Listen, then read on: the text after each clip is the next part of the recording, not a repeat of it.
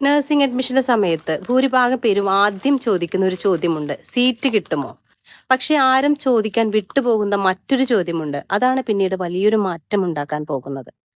Plus two കഴിഞ്ഞാൽ പിന്നെ വീട്ടിൽ എല്ലാവർക്കും ടെൻഷനാണ്. എവിടെ അഡ്മിഷൻ എടുക്കും, ഏത് കോളേജ് തിരഞ്ഞെടുക്കും, കുട്ടിയുടെ ഭാവി എങ്ങനെ സുരക്ഷിതമാക്കും? ഈ ഒരു വെപ്രാളത്തിൽ നമ്മൾ പെട്ടെന്ന് എന്തെങ്കിലും ഒരു തീരുമാനമെടുക്കും.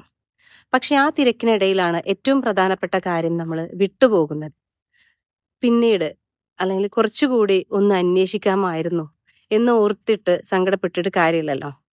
ഒരു ലളിതമായ കാര്യം എപ്പോഴും ഓർക്കുക.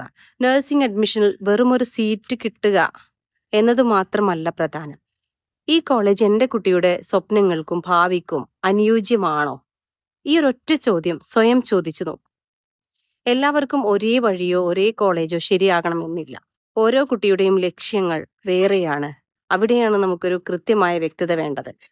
ഈ ഒരു വ്യക്തത ഉണ്ടെങ്കിൽ മാതാപിതാക്കൾക്ക് ആത്മവിശ്വാസത്തോടെ തീരുമാനമെടുക്കാൻ പറ്റും. കുട്ടികളുടെ മനസ്സിലെ പേടി മാറി പഠനത്തിൽ കൂടുതൽ ശ്രദ്ധിക്കാൻ അവർക്ക് കഴിയും. പിന്നീട് ഒന്നിനെക്കുറിച്ചും ഓർത്ത് ഖേദിക്കേണ്ടി വരില്ല.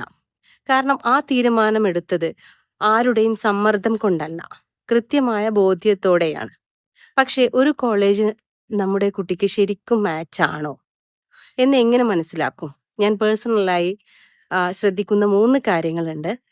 അത് അടുത്ത റീലിൽ പറയാം. നിങ്ങൾക്കും നിങ്ങളുടെ കുട്ടിയുടെ ഭാവിയെക്കുറിച്ച് ഇങ്ങനൊരു വ്യക്തത വേണമെന്നുണ്ടെങ്കിൽ താഴെ ക്ലാരിറ്റി എന്ന് കമന്റ് ചെയ്യൂ.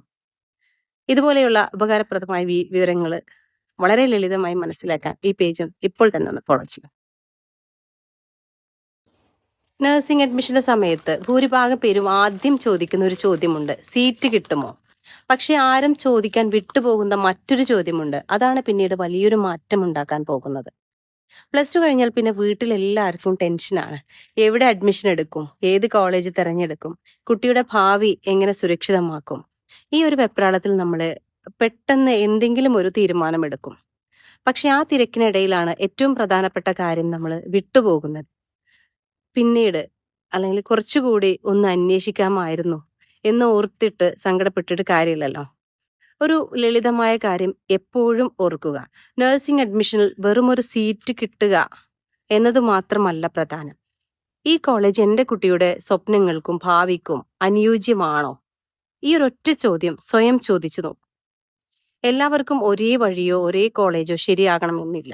ഓരോ കുട്ടിയുടെയും ലക്ഷ്യങ്ങൾ വേറെയാണ്. അവിടെയാണ് നമുക്കൊരു കൃത്യമായ വ്യക്തത വേണ്ടത്. ഈ ഒരു വ്യക്തത ഉണ്ടെങ്കിൽ മാതാപിതാക്കൾക്ക് ആത്മവിശ്വാസത്തോടെ തീരുമാനമെടുക്കാൻ പറ്റും. കുട്ടികളുടെ മനസ്സിലെ പേടി മാറി പഠനത്തിൽ കൂടുതൽ